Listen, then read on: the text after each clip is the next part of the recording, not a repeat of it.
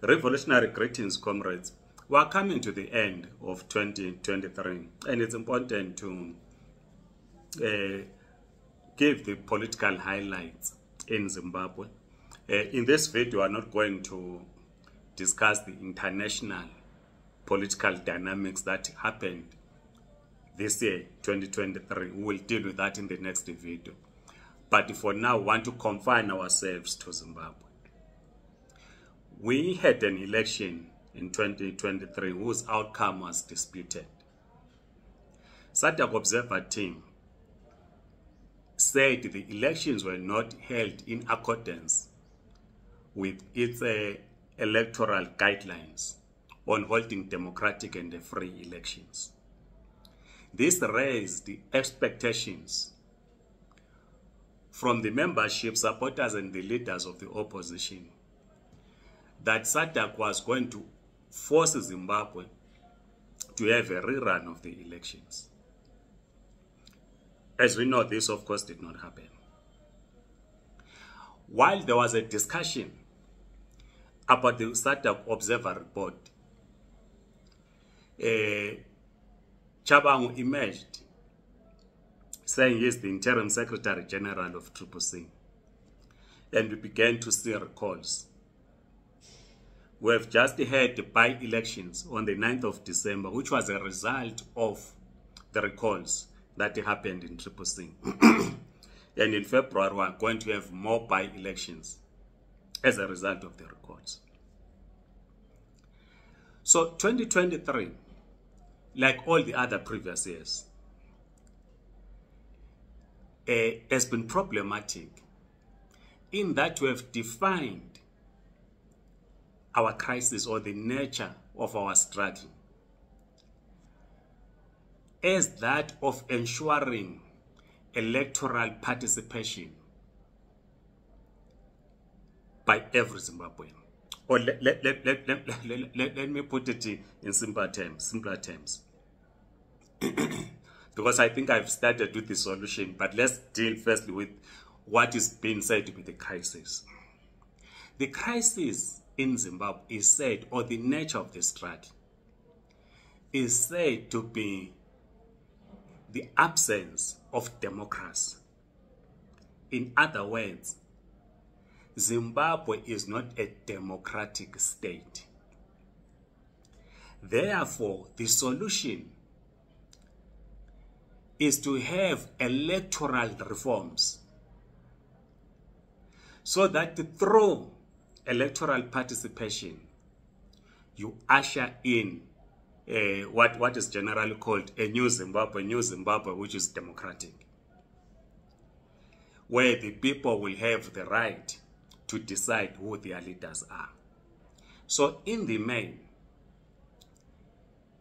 the nature of our strategy is that it is a strategy for the establishment of a democratic state in Zimbabwe. This is why, and this goes back to some 2 decades or so. This is why in 1999, a mass movement was established, given the name Movement for Democratic Change. Why Movement for Democratic Change? You had people drawn from different backgrounds, or to use a proper term, people coming from different class formations who had different issues with the ruling party and the government. And they came together to say the first step in dealing with this crisis is for us to be in a movement,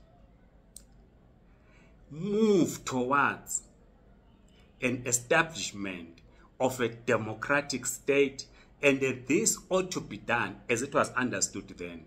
This needed to be done by a movement that in itself it is democratic. Through that movement, you establish a democratic Zimbabwe. And the establishment of a democratic Zimbabwe must be done through a democratic elections. This is why, in the main, the public discourse has been the reforming of electoral laws, 1. 2, reforming of the military, because it is argued, correctly or wrongly, but it is argued that the military interferes in the electoral process. So you cannot reform the electoral field, as it were, electoral laws, ensure that people have a right to participate in electoral environment which is conducive to produce an outcome that the majority of the people want. So to achieve that, you need to ensure that the military is in the barracks. It should not interfere in the electoral process. So in the main, 2 issues in terms of the reform agenda that emerged is the electoral reform, the military reform. Once those are in place, you have an election which will be deemed democratic, which will usher in a new government. Once that is done, you are on the road to recovery. It has taken us almost 3 decades to try and achieve this. But what 2023 teaches us, and the rest of the years, which we must, from 2024 going forward, we must understand and redefine the nature of our struggle in Zimbabwe. And we want to argue, as we have argued before, that while we are not members of ZANU-PF, ZANU-PF is not the enemy of the people of Zimbabwe. Because in the main, and we need to explain this point, ZANU-PF is an institution, like any other political institution, that is made up of Zimbabweans, some of whom are our relatives. I don't have to start naming to say, you see, someone who's an MP in the opposition, their cousin is a councillor for ZANU-PF. We don't have to go there. But it is a Zimbabwean institution that is made up of Zimbabweans. We'll discuss about ZANU-PF later. We have done so before. So it is not our enemy, ZANU-PF. The problem that we have with the ZANU-PF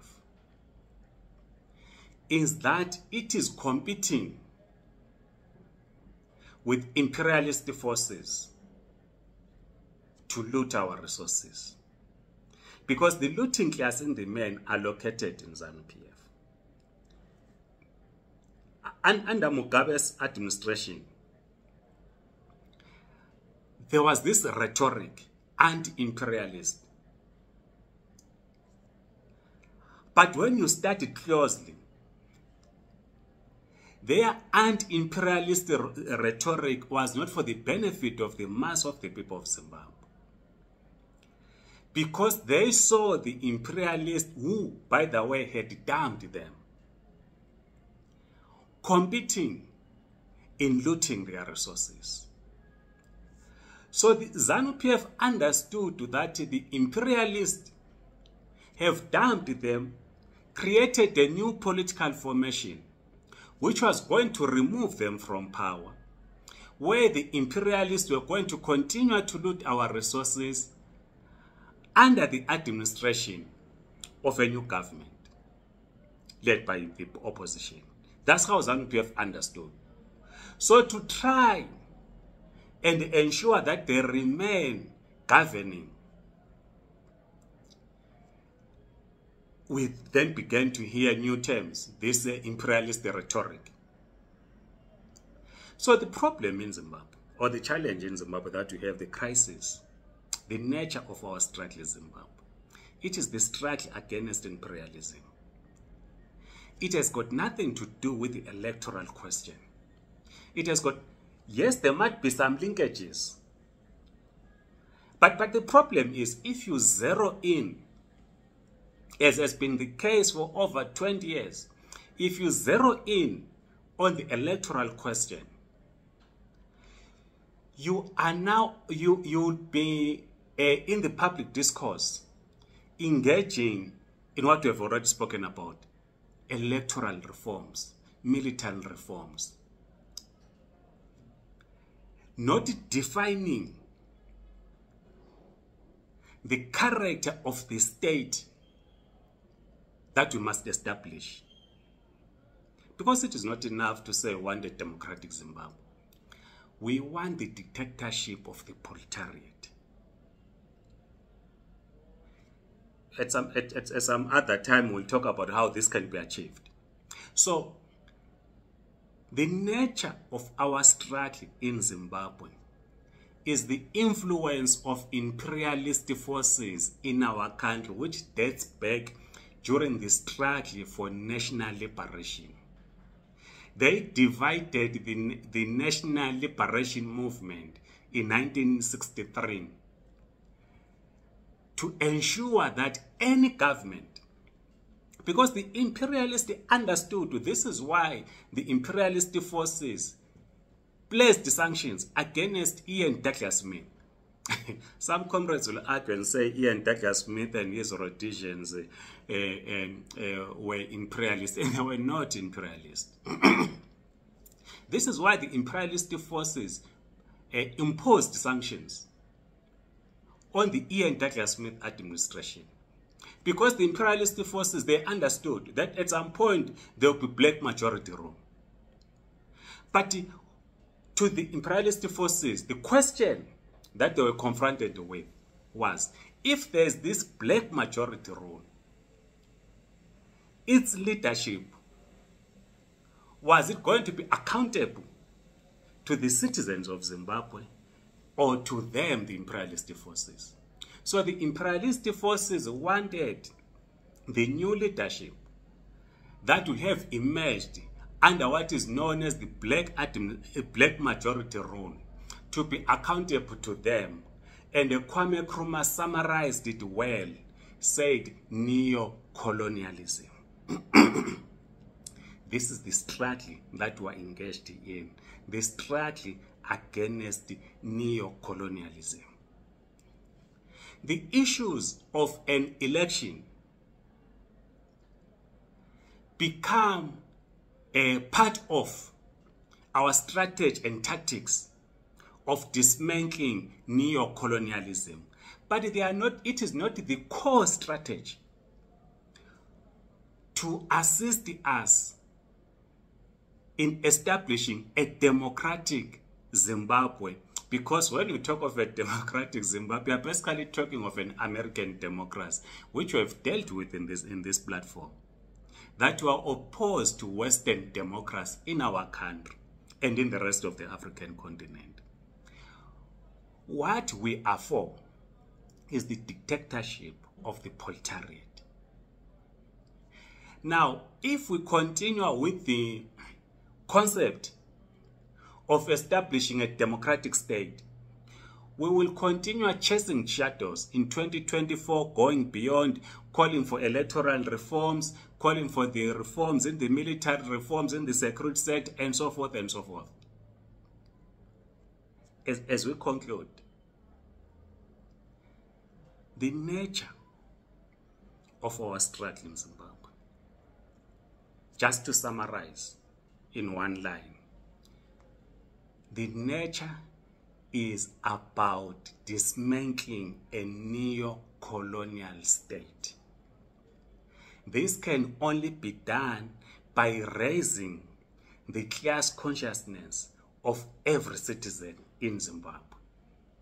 Once everyone's class consciousness is raised in respect of understanding the nature of our crisis, it is then that we develop strategies and tactics of dismantling the neo-colonial state and transit to the next stage of human development. Please share your views. I am Ngqabutho Nicholas Mabhena, General Secretary of the Zimbabwe Communist Party. Like this video, subscribe to this channel. If you're on TikTok, please do follow us. Otherwise, Amandla Comrades.